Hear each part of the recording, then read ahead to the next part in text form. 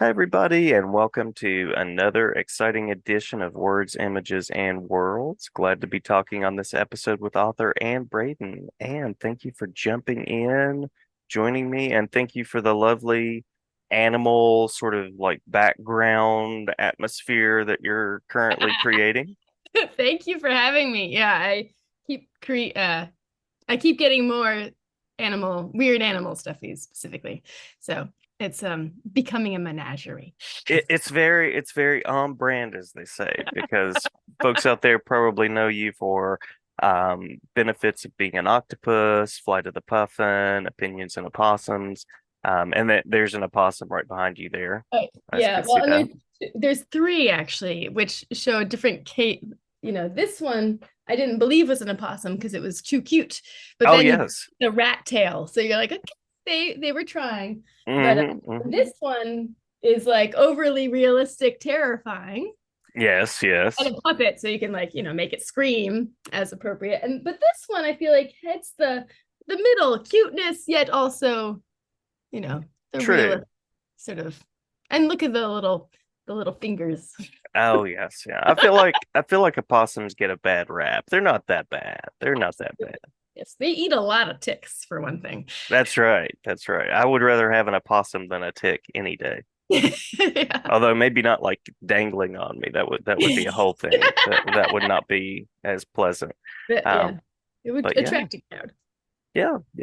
So you've written these books and curious about what it is about the world of writing and authoring that initially connected with you.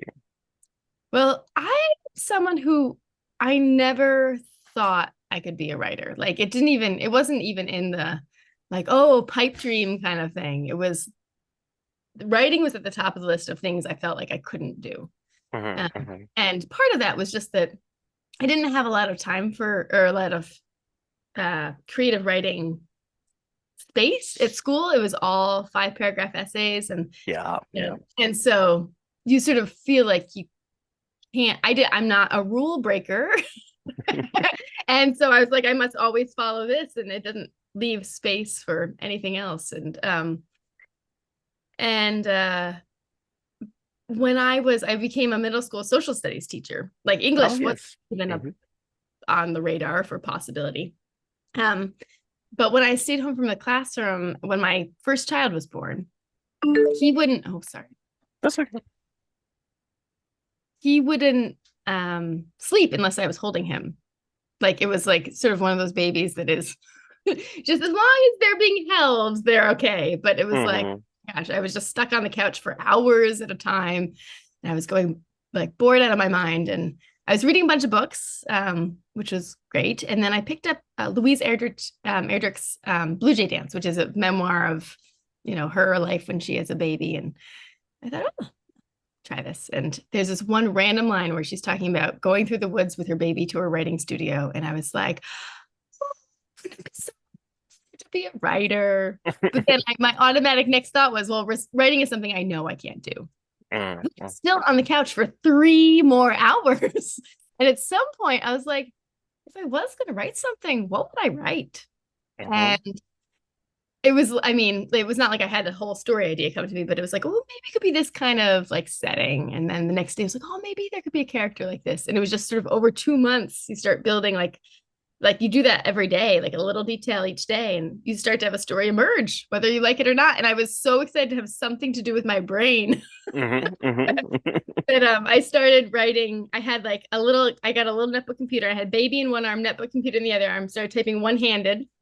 And the capitalization, it's just a lot of desperation involved in that. I was gonna say dedication. I was gonna say dedication. Two sides of the same Hmm. sword. Hmm. Hmm. Um, and eventually I got to the end of the story and I thought, oh my gosh, those people, I made them up. The things they Hmm. did, I made that up. And it was such a feeling of power, even though I had basically not gotten off the couch. Yeah. And so I was like, oh my gosh, I love this. I didn't, that feeling when you didn't know you could do something and you show yourself that you actually can. It's such an adrenaline rush. And so I Googled how long does it take to get published? And Google was like 7 years. And what's really funny is it took 7 years to the month. Google was absolutely accurate. Oh wow. Wow. So I started writing Google's. a manuscript a year, and the third one got me an agent, and the sixth one is the one that was actually published. Oh So like wow, wow. six completely different stories. Um, Yeah. so so it's been a journey. No, you've had three published. So are the other ones out there somewhere? Do you still? Yeah, Oh they are no. all bad. And I mean, what's interesting though is sometimes themes from them are cropping up. Like Opinions and Opossums, there was a similar theme in one of the earlier ones that Ah, just wasn't working. And so I was like, I still really care about that. How can we? So it's like, how can I make this really my own story to tell? And so it just became the most personal version of the retelling of that theme. yeah, yeah. Love it, love it. And you said a couple of things there that really connected with me. One of them is getting out of the 5 paragraph essay format because I teach essay writing. I'm an English teacher, and so I'm always saying, now you've heard 5 paragraphs, but there's actually so much more to writing than that. So I love that you're saying that. And I also used to be a middle school teacher once upon a time. So connecting with that very much as well. Was it being a teacher that sort of inspired you to write for an all ages or youth audience? Yes, it was like a way to connect to the kids that were in the classroom that I couldn't see anymore. Hmm, Um, hmm. and in some ways, it was how I I'd always thought writing was hard, but when I thought, well, what could a character be like? I knew so many kids. Like I had been with kids for, years at that point and thought, oh, well, I know this type of kid. Like Hmm. I can sort of figure out what motivates them and what is terrifying to them because that's what you do as a teacher. You figure out what motivates people and how to connect to them. And so I feel like teaching is what gave me the real launching pad into making it a thing I could do. Yeah, yeah. Now, do you also get to do school visits now on the author side and interact with fans and things like that? Yes, it is the best way to teach. No Yeah. grading, no, no plan, no classroom management. It's just the fun stuff. So I love Yeah. it. Yeah. Do you have a moment that you've connected with the reader that stands out? Oh, so many. I was in Oklahoma and I had done my regular school visit, but my regular school presentation.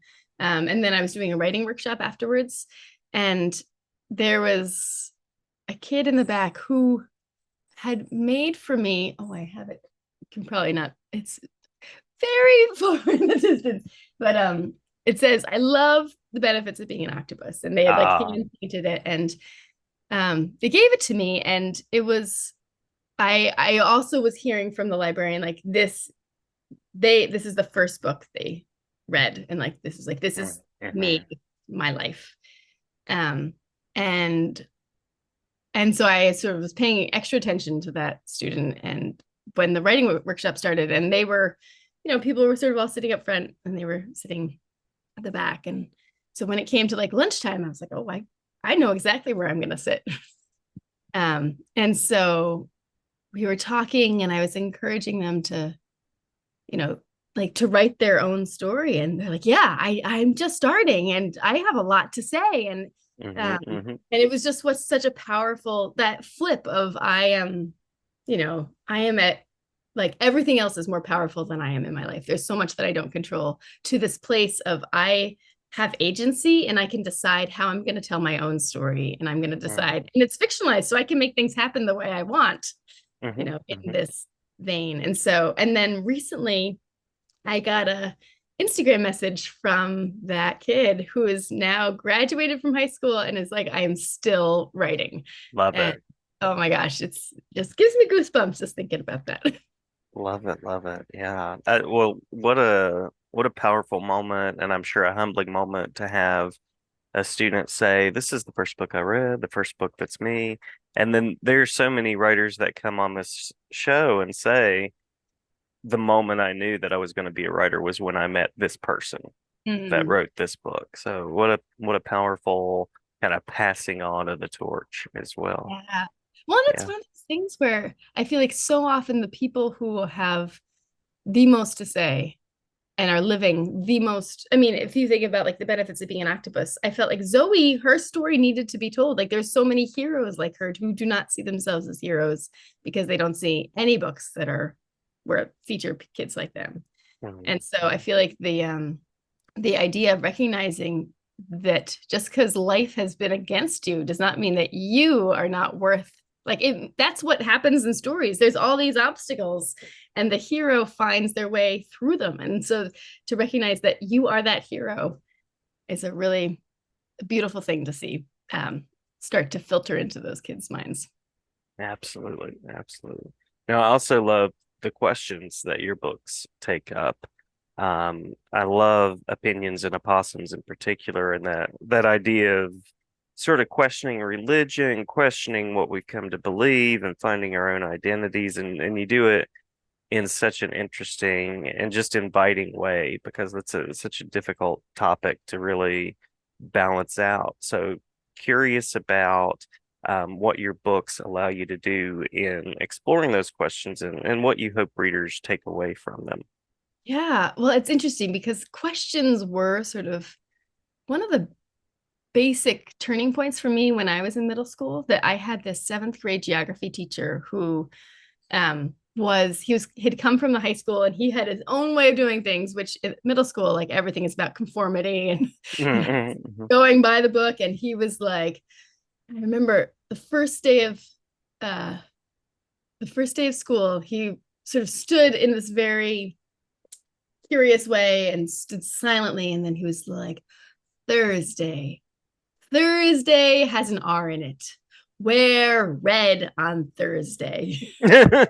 I was like, oh my gosh, who is this guy? And then on Thursdays, what it turned out was that we were going to have a weekly practice of using a red pen that we had to bring from home or to, for our school supplies, a red pen to write questions. Ah, And he called it red writing. And it was a weekly practice. And the questions could be about anything, not just about geography. And so you had this this pattern of using the color of authority to write your own personal questions. And I feel like it mhm, shaped me more than anything else in middle school, where just this opening of like what happens when you can ask questions, like the whole world becomes open to you in this new way. ah, um and so I love that you picked up on the questions as a key mhm, for all of that. But often I find that my books, I start with questions and honestly something I'm angry about. mhm, Um, mhm, and something I can't figure out why it is the way it is. And so the question I sort of went into when I started writing Opinions in a Possum, that book took me a long time. So when I started writing, my daughter was 6 and she had so much confidence. She was fully herself, mhm. independent. There's this like just she did not care what other people thought. She was just going to be her. And I knew though that so many girls, especially, but I mean, really everyone, by the time they get to middle school, there's this like shrinking of the self and the, questioning yourself rather than everything else. And I was like, so what is that? Why does that happen in such a, uniform way, and no matter where I go? And so I was really trying to sort of pick apart what are the things that make us question ourselves, as Mhm. opposed to realizing that we can question the stuff that's, the social assumptions and the social norms and things that might be making us question ourselves. Um, and so that was sort of my beginning. And I also, was that was a for me when I was in school. Well, I loved the youth group at my church, and um I really like I love the ministers at my church. Like I really had a wonderful upbringing there. But at some point at the youth group, which was my sort of saving grace outside of the social dynamics of school, Mhm, where I mhm, was not as good as everyone else. Youth group was a, clean slate. And but a new kid was elected as president of the youth group, and he decided that everyone should have to sign a pledge form saying they believed in God. And I just wasn't sure I did. Like I couldn't connect to all the images I saw of God. Like he just seemed like someone who wouldn't care about me. mhm, mhm, And I dropped out of youth group, and my minister who was truly fabulous. He met with me afterwards and he was encouraging me to push back on the rule. And I just did not have the confidence to do that. And so instead, a month later, he appointed me to be the youth member of the search committee for a new pastor. And Oh, so, wow.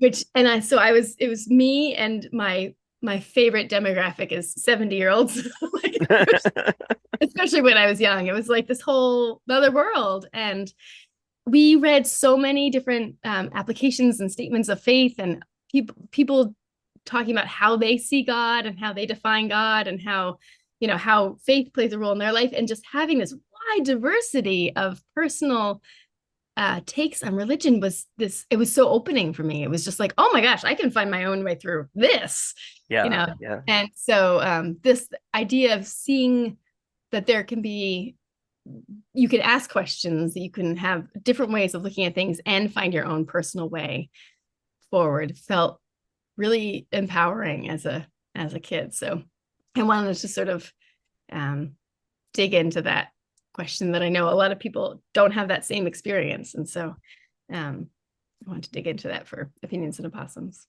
And kudos to that pastor, that minister as well, for responding in that way. Yeah, I sent him a copy of the book and talked to him on the phone for the first time, and since then, Yeah. out of my hometown, and oh, it was so good to talk to him. And I was like, you don't understand the power of that decision. Yeah, sometimes those little moments, sometimes those little things that we do instead of doing what seems easy. I love that. Love it. Yeah. Yeah. So final question, and then we can touch on anything that we might have missed, and that is Opinions and Opossums has just come out. I think it was released in May, is that right? Yes. Um, so curious about what's cooking right now, if you're currently working on a deadline and exploring. I know you might not be able to say anything at all other than I am working, but just wanted to give you the chance to talk about that, as well as any events, school visits, web spaces where people can connect and things of that nature. Sure, yeah. So I'm actually on my third attempt trying to figure out the next story. Yeah, yeah. I am usually by this point when a book comes out, I have a good draft of the next thing, so it's not so stressful. Hmm, But hmm. this time I had a good draft of two other things that are not going to work out. And so I'm on my third attempt, and I was like, okay, so what worked well in those first three books? And I was like, okay, so I was taking a topic that is important to kids, affects them, but isn't really talked about that much in common, conversation.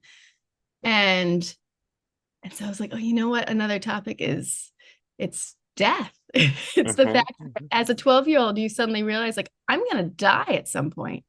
And there's a lot of books that have death, but the focus is on grieving someone else who died. And so I sort of want to dig into that existential crisis that I feel like kids often are facing on their own, of just how do you live and love life and know that it's going to end at some point. And so that's digging into. And it's funny, I was at a school visit in Massachusetts at the end of the school year, and they asked me what I was talking about, and I was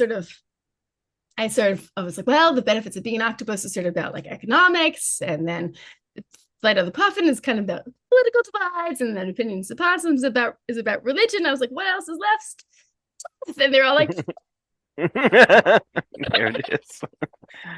so I feel like there'll be an audience for it. And the Absolutely. animal, I honestly, it's not flowing as well in, but I feel like the animal that will work in it once I get enough drafted and I can figure out how things are getting sorted. There's this jellyfish called the immortal jellyfish that's like as big as the size of your fingernail, Oh, and wow. it starts to get injured or loses the source of food or gets older, it will go back to its larva state and regrow, and it can do that an infinite number of times. Wow. And so it's one of those things where I just feel like if you are, really terrified of death, you're going to cling to the idea of like, how can we do that? Yep, yeah. Find some way to have this immortal experience.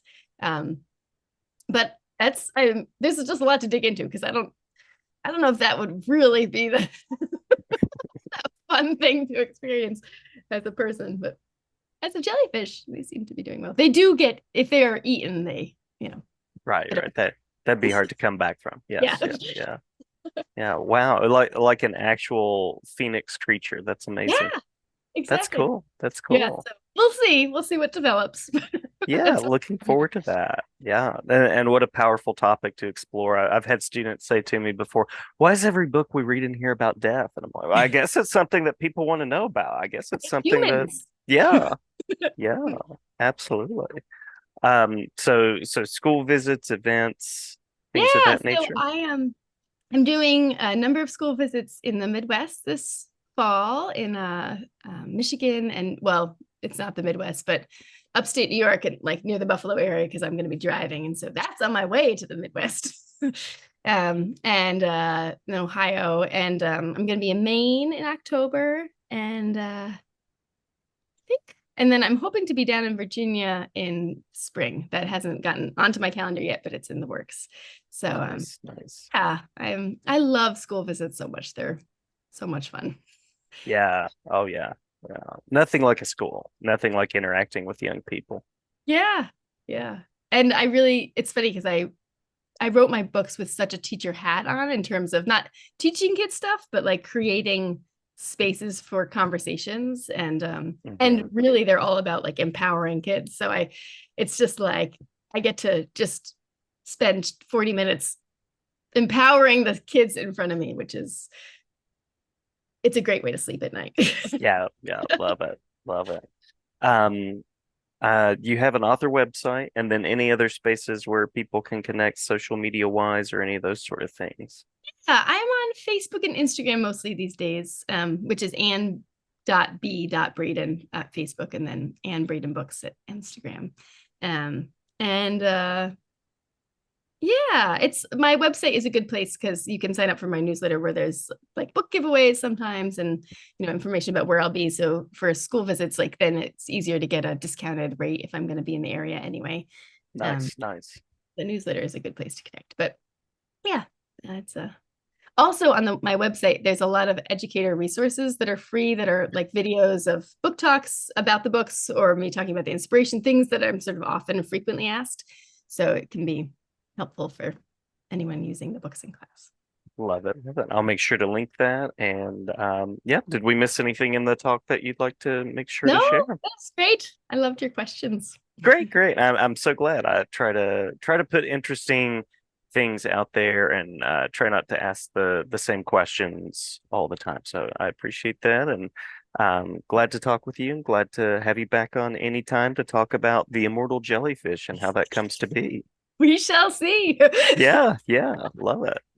All right. Well, thank you so much. Thank you.